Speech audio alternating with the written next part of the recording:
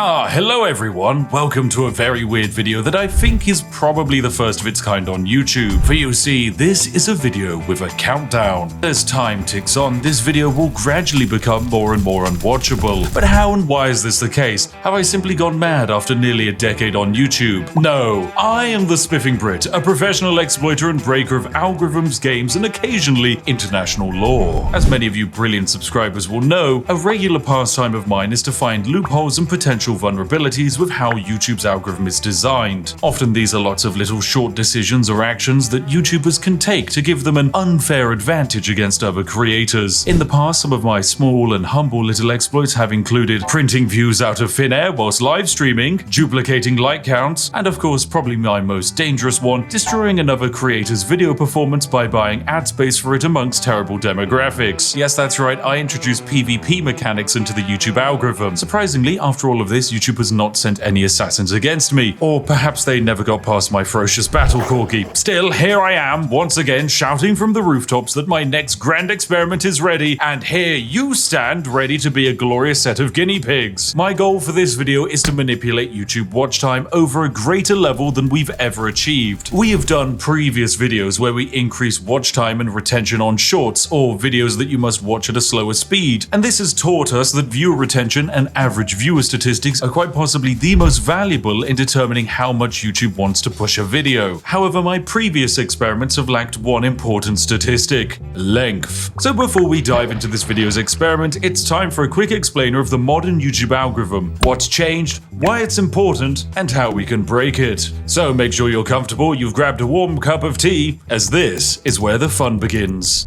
YouTube's entire role is to recommend the right videos to the right person. If you like watching videos about medieval cooking techniques, then YouTube will serve them up to you. You'll see them on your home feed, you'll see them underneath videos you watch, they'll automatically play in the up next section. There will simply be no escape from these medieval cooking videos once you've started going down that rabbit hole. However, YouTube will actually serve up these videos based on a few criteria. So YouTube monitors you. They want to know what language you speak, what channels you're currently watching, and what videos you interact with and for how long you're watching them. It then runs a bunch of numbers and finds a selection of videos that might be a good fit for you. But before that step, YouTube does its most important check. It must weed out videos that it deems to be misleading or not as interesting. Remember, YouTube's entire goal is to get you watching videos for longer, because the longer you spend on the platform, the more money you make them thanks to adverts. So it screens for misleading or unsatisfying videos by serving up videos with a higher percentage of viewership more than ones with a lower percentage of viewership. Needless to say, in 2024, basically no one is using the sub feed anymore, so video recommendations are the most important thing, meaning average watch time is also the most important thing. This algorithmic decision of meritocratic performance is actually great on paper, as it generally means that better structured videos that get to the point of their purpose quickly will outperform more waffly ones spoken by British people that go on tangents. Wait a second! But there is a little bit more to this decision. What happens when a video covers the same topic but is a different length? So let's imagine video A is a 10-minute long video that has a 50% viewer duration. Video B is a 20-minute long video and it also has a 50% viewer duration. They are both watched on average for the same amount of time, meaning logically they are both the same amount of satisfaction in the eyes of YouTube. Wrong! YouTube will massively favor video B. It's got higher watch time, baby! So that video will not only get more views, but it will also make more money for the creator. This creates a weird calculation where in some examples, longer equals better. There are some very extreme examples of terrible creators exploiting video length for profit, like for example this one here. Wait, hang on a second, that's my Victoria Free live stream. This video here is the second most viewed Victoria Free video in the entire world. There are thousands of Victoria Free videos, and yet this nearly 4-hour long live stream VOD is the second best of them. Why is this the case? Is it because it's a well-crafted, well-edited, perfectly executed idea? No, it is a good video, but it's just statistically broken. Because it's such a long video, the average watch time is over 1 hour and a half. This means that this stream has 3 times the average watch time, as the next best video has total length. That's also my video, by the way. It's handcrafted, took us a lot of time to make, and very well executed. But statistically, it's terrible. The results are that this stream outperformed massively, and thanks to my dastardly strategy, it suppressed other videos in the recommendation feed, allowing me to make over £64,000 off of a 4-hour stream. Thanks, YouTube, that was perfectly balanced. Oh wait, you're probably not used to creators talking about how much they actually make. Don't be alarmed, friends. I have to pay a lot of that revenue in tax, probably. Maybe some of it has to go to the interns to buy them food, and then the remaining 95% gets spent on my crippling addiction to Yorkshire tea. So more watch time is more good, and greater average watch time is more good. This means that the calculation to make the optimal video is rather simple. Make a video as long as possible while still keeping viewers interested. This basically means that all you need to do is craft a perfect SEO monstrosity with zoomer cuts, pan zoom, smiling celebrities, and just pander to the algorithmic equivalent of the everyman. Yeah, I'm talking about you, Dave. This is the strategy that has to be used by the people at the very top of YouTube. I can't blame them for it, because you reach a point where each ounce of personality you show, the market cap of your audience goes down by millions. Instead, you must become like white toast with butter. Plain, but very inoffensive. Perfect for when you're waking up and starting your day. So yeah, I can't exactly do that. I'm British for a start, which means that the French people probably stopped watching 5 minutes ago. On top of that, I like janky bad edits, and my sarcastic style of humor isn't exactly for everyone. If only there was an exploit that could make a longer form video retain a larger percentage of viewership and watch time. Oh dear,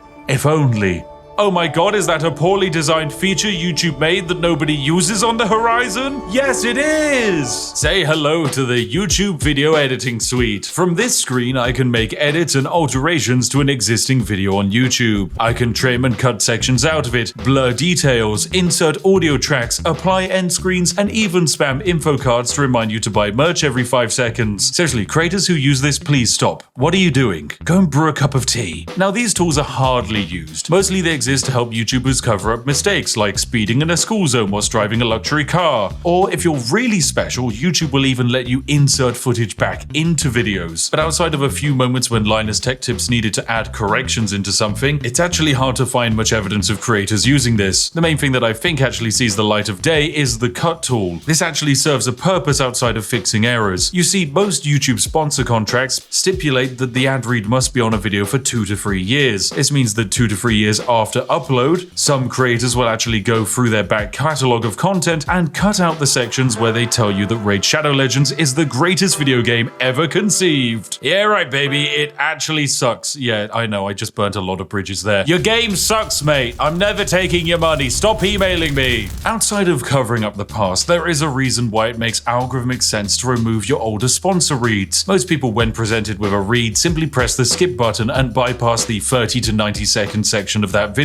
This means that those sections massively lower the average watch time and retention of the overall video. So by removing a section where only 10% of the audience is watching and bring it back to a 50% average retention section, then that's a net benefit on the video's performance. So logically in the long term, that's better, that's more views and more money. But all of this is curious. What if we took it even further beyond? And what if we did it backwards? Yeah, this is where I had a brilliant idea. What if we created an average video with good statistics and then cut the end off of it? Welcome to my grand plan. You're currently watching one of 2 versions of a video. One version ends sooner than the other. If you're watching this video too late, then the entire second half of this video has been cut off and you'll never actually know what it was. You'll never even be able to watch it again. And the science behind it is rather simple. I can make a video like this be watched by 2 types of viewers. One set of viewers are watching a full-length version. If the video is 20 minutes long and the average watch time is 10 minutes, that video has given me a 50% retention. However, the second viewer, which might be you, watches the second shortened version. Let's say this video is now only 10 minutes long, but you still watch it for 50% of its length. Well, the problem is that YouTube can't delete the watch time that this video has generated, and all of the statistics just pile up onto the back end from the original version. So all of those longer views are added onto the new shorter version of the video. If half the views are on the long version and half the views are on the shorter version, we balance out at an average watch time of 7.5 minutes or 75% retention. Of course, the longer the section that we end up deleting, the better. If I add a 10-hour long Skyrim Let's Play after this and people watched it for an average of 2 hours, I could probably end up with one of the highest average retentions on a 10-minute video that the world has ever seen. And you know what? Maybe that is what I've done. But you have absolutely no way of knowing because there's a chance you're watching this video after the great cut. So there we go, job done. This video is perfect. I've just become a quadrillionaire and the largest YouTuber on the platform.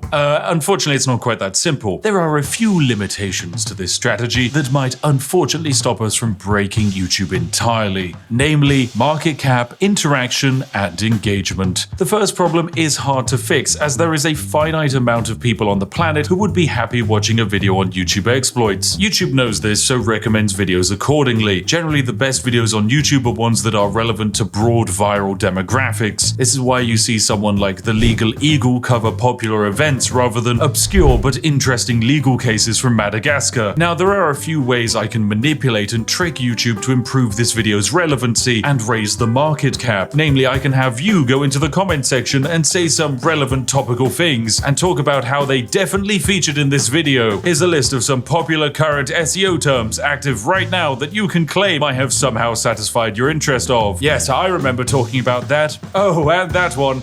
Yes. Oh, how interesting. I love insert thing here. Not only does this help with the reach of the video, but it also counts as engagement. All forms of engagement with this video and the channel will work positively to this video's success. From commenting, liking, sharing, and even voting in community posts, weird things like making clips of this video are another brilliant way of adding views. And in fact, there's a weird exploit that you can use to view bot without damaging a video's performance. Anyway, no, I'll save that for another day. It's too complicated and potentially illegal. But yes, it's entirely possible that this video right here will become my most viewed video. And of course, it's going to be a video that outside of a select few, no one will ever see it in its entirety. Of course, some people might spoil what comes after this. And so that's why I think it's important for you to comment and wildly speculate what the other half of this video actually was. I like it to be a mystery. So if you could please go into the comment section and write some absolute wild ideas about the other half of the video, then that would be great. Of course, the real ones know it's going to be the hotly anticipated Mavis Beacon teaches typing exploit video. Whoa, what a banger that's gonna be. Anyway, this is where you watching at home are going to be separated into your two groups. If you missed the original version, don't be upset. I'm a strong believer that some things shouldn't last forever, and online most content is preserved. So perhaps just this once, it's okay to create a piece of media that is finite and unique. For this project to be classed as a success, there will need to be a long-term analytical trend that shows that the average watch time had a positive impact on the impressions and reach of this video. These impacts will probably take a week or so to materialize, so check back in a few days' time and take a look at how things are shaping up. Anyway, thanks for watching, you majestic sausages. We're about to continue the video for some of you, but for others, better luck next time. You should have had notifications enabled. Thank you for watching, and goodbye for now.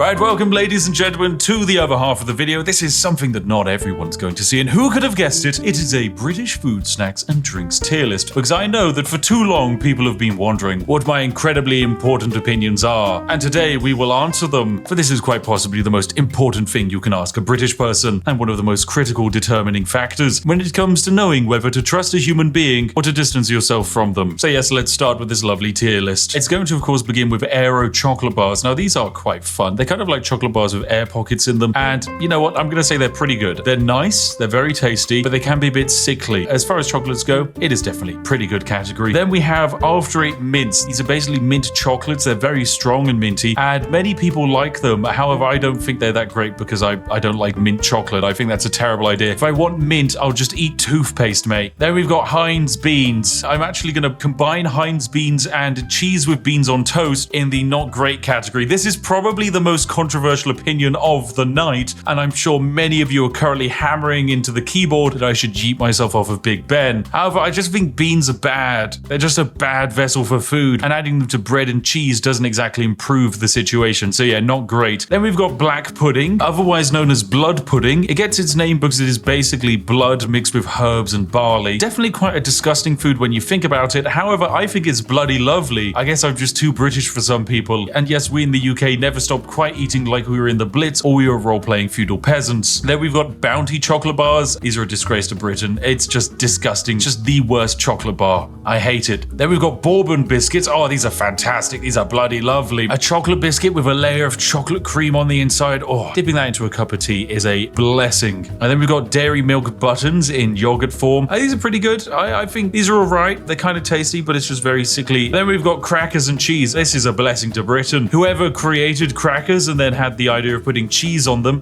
Phenomenal. Then we've got KP cheese balls. These are a disgrace to Britain. They're disgusting. Along with Cheez-Its. I think they're just abysmal. Cheese flavored crisps are revolting. They just kind of taste of chemicals. If I wanted to eat cheese, I'd eat cheese. I wouldn't eat synthetic cheese. I'm not an American layering plastic on top of a burger. Oh, then we've got a prime lovely little dessert cake in the top of a glacier cherry. Oh, I love these. Are good fun. They're pretty good. I know it's kind of controversial. I think in the modern day and age, people have fallen off of the love of the Bakewell, but I think they're still pretty solid. Next up, we've got Chewits. These are kind of like a sweet. They're pretty good. I think they're all right. Nothing sensationally great. Oh, and finally, we've got Chip Butty. Yes, this is good. I can let the Northern fly out, mate. This is a Chip Butty. If you've never had Chip Butty, it is potato chips or the fries for the American persuaded people, usually with some kind of sauce, probably ketchup. It's laid inside of bread or cob or bap, depending on who you speak to and which part of the UK they're from. This is bloody lovely. It is absolutely bloody lovely. Oh, and then we've got Terry's Chocolate Orange. This is a blessing to Britain. A certified Christmas banger. If you are celebrating Christmas and you don't get a Terry's Chocolate Orange, something has gone wrong in your life. On the inverse of the holiday chocolate scale, we have cream eggs. I think these are not great. This is because they are rammed with fondant icing on the inside. They are sickly. Eating them makes you feel like your arteries are clogging up and you're going to drop dead of stage 75 diabetes at a moment's notice. But it's okay because Britain is saved as we have crumpets. Yeah, crumpets are great. They're pretty good. It's basically a form of bread, usually with butter, toasted. It's just really quite nice. Oh, and then we have what is probably my favorite chocolate bar of all. It's the Crunchy, ladies and gentlemen. This is a blessing to Britain. It is honeycomb or cinder toffee wrapped inside of chocolate, handed to you in a bar. It is wonderful. One of Cadbury's greatest creations, and then after the Americans bought it, it's gone downhill. I want my original Crunchy bar back, but I know it's never gonna happen, so I'll still remember you, Crunchy bar. You were amazing. Speaking of Americans ruining things, it's the Cadbury's Dairy Milk Bar, which is now in the not great category. This used to be a phenomenal piece of chocolate, and then Kraft ruined everything. I hate mega corporations. But hey, if there's one mega corporation I love, it's McVitie's, because they made the digestive biscuit, which is bloody lovely. It's a very solid biscuit, perfect for dunking in tea. Very nice. Then we have what I believe is a kebab. Kebab meat, it's alright. It's pretty neutral as far as meals go. A fantastic meal, however, is fish and chips, which is just a massive fish dipped in batter, made very crispy and served with large quantities of potato. Yes, this is genuinely one of the nicest things in the universe. I know other countries have attempted to do fish and chips, but every time I've tried them, they're just disappointing. If you want a proper fish and chips, come to the UK and give it a try.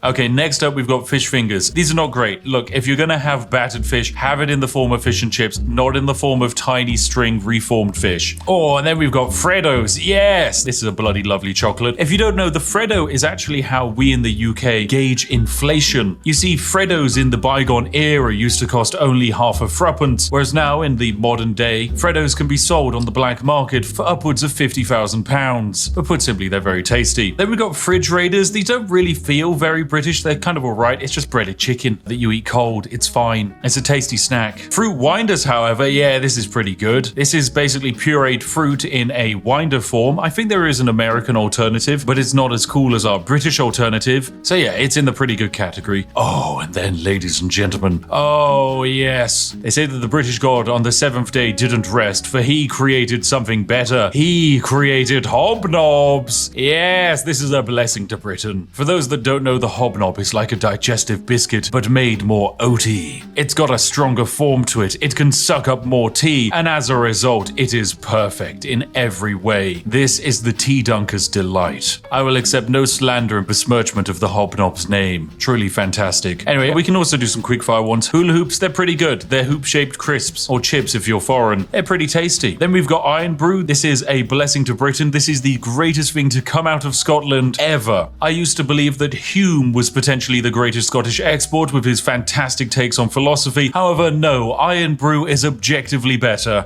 It tastes fantastic, and it is so good that for a while America banned it. It has no discernible taste, and if you were to describe it to someone, you wouldn't be able to. Safe to say, you need to try some Iron Brew. Okay, next up we've got Jaffa Cakes. Once again, another controversial opinion. I think they're just alright. Okay, look, if you grew up watching the Yogscast, you're probably going to be quite angry at me, but Jaffa Cakes, they're just kind of, they're fine. I'm not going to dunk it into tea. It's got terrible form for that. So for a biscuit slash cake, yeah, it's just not very good. Oh, then we've got Hartley Strawberry Jam. This is pretty good. It's a solid form of jam. Nice to put on your toast, nice to put on your crumpets, nice to put inside of your chip butties. I'm not going to judge. But for an even better formation of jam, you have Jammy Dodgers. This is a biscuit with jam on the inside, and it's bloody lovely. Oh, there's also Jelly Babies. Yes, these are very good. They're just jellied sweets, but in the shape of babies, which makes them better than Chewits, because it cures the insatiable British desire to crush children. And ever since we closed down all of the smog factories in London, this is the only way you can get that kick. Next up, we have the Kinder Surprise Egg. I don't really think this is a British snack, because it's very German, but yeah, it's alright. It's basically just a chocolate egg with a small toy inside of it. Once again, Americans banned this because they believed it was a choking hazard and would kill children. I instead believe that the Kinder Surprise Egg is Darwinism in real time.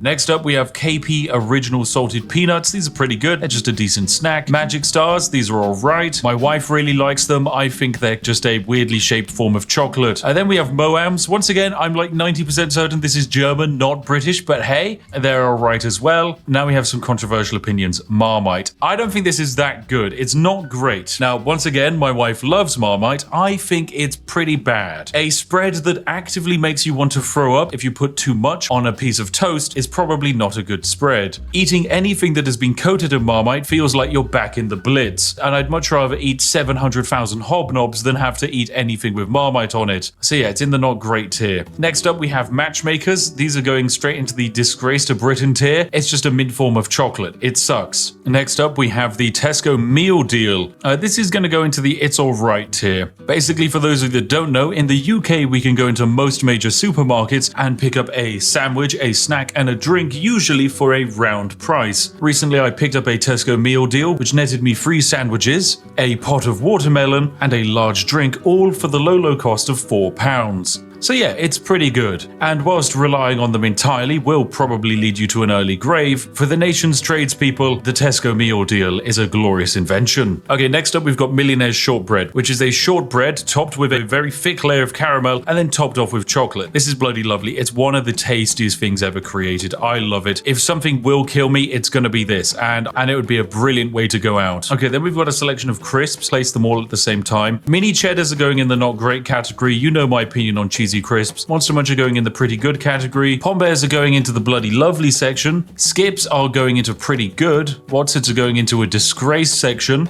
And Walker's Crisps are going into the it's alright. But finally, Space Raiders. Yes, pickled onion. Oh, this is bloody lovely. Space Raiders and Monster Munch, actually, they should be on the same tier. These are crisps that are designed to contain so much flavor and acid that your mouth will burn after eating a packet. And for that reason and masochism, they just belong in the bloody lovely tier. Okay, next up, we've got Kipling Angel Slices. These are going into the it's alright category. Party Rings, I'm going to put in the not great category. Controversial opinion, I know, because I used to really like Party Rings, but I don't actually like them that much anymore. Penguin Biscuits are going in the blessing to Britain category because they contain terrible jokes. And despite the fact that the biscuit isn't that great, I don't care. I love a dad joke. Percy Pigs, that's also going into the blessings for Britain. They're fantastic. Pepperami is a reformed salty meat stick, so we're going to pop that in the disgrace to Britain section. And I guess we can immediately cover some other snacks like the pot noodle. It's just dried noodles that you add hot water to, and it's quite possibly the backbone that keeps the entire nation's student population alive. There's also the pasta and sauce sachets that aren't that great, but are even cheaper than pot noodles, but outside of camping holidays, you wouldn't really want them. Oh, then we've got potato smileys. These are going into the pretty good category. Pizza Express Margarita Pizza, that's going into all right. It's kind of fine. Twiglets, I'm going to put in the it's all right tier. I know I said I don't like Marmite, and Twiglets are just Marmite flavored crisps, but my wife loves them, and she would probably kick me out of the house if I didn't put them there.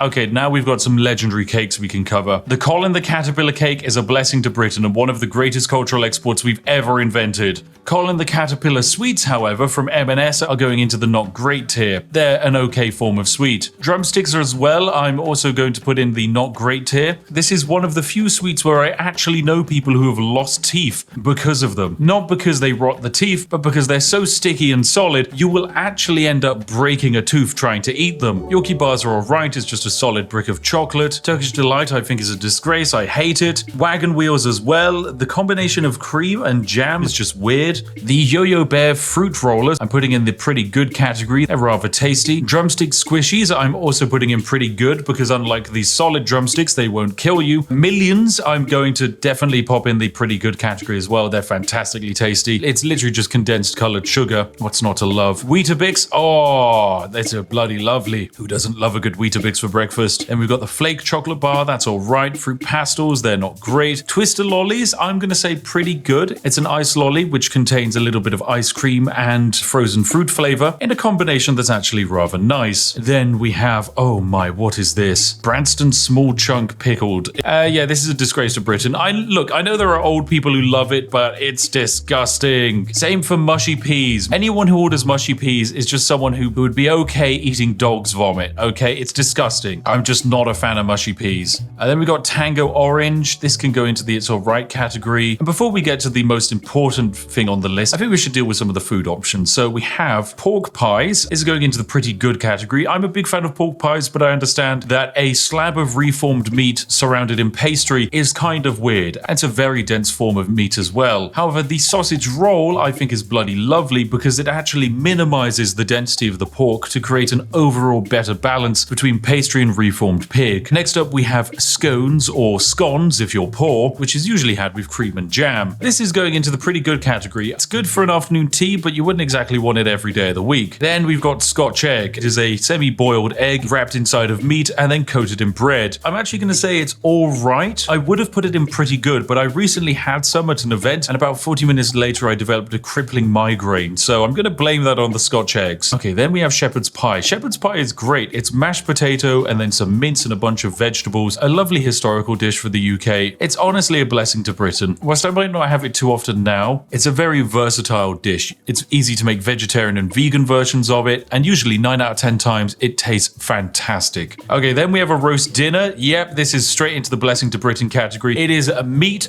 potato, usually Yorkshire pudding and some vegetables. Is it the most flavorful meal on the planet? No. Is it a Michelin star meal? No. But does it warm the soul? Yes, it does. So it's a blessing to Britain. Now for the penultimate item, it's a toad in the hole, which is just the large quantities of sausage cooked in batter, and this is bloody lovely. I love it. It's basically a macro scale sausage roll. What's not to love? And finally, the greatest thing in the universe. The ascended god tier item. The one, the only, the greatest thing that has ever existed on the planet. Tea. Yes! Oh, it's so good. There we have it, ladies and gentlemen. This has been my very important, very critical, objectively perfect and spot-on tier list of British foods and snacks. You can find me in the comment section, but your opinion is wrong because I am the Spiffing Brit and what I say is law. Tomorrow, bounties and cheese balls will be banned on the streets of Britain and everyone will be drinking tea as they chow down on some hobnobs. Lovely. Right, well there we go. This has actually been the ultimate extended version of the video that basically no one else gets to see. You have seen it. Congratulations, you're very special. And who knows, maybe there was actually extra stuff after this that I cut. Maybe there was a video within a video within a video. I'm not saying whether that was the case or not. You'll just have to come up with your own theories. But this is all for you today. So thank you very much for watching. A huge thank you to, of course, liking the video, subscribing, and of course, a major shout out to the majestic sausages who are our Patreons and channel members who fund all of this nonsense on my channel. Thank you very much for your continued support. Anyway, if you're sat there wondering what video to watch next, look no further than this video on screen now. I've chosen it and it should be perfect for you. As always, I'll see each and every one of you in the next one. Have a lovely day and goodbye for now.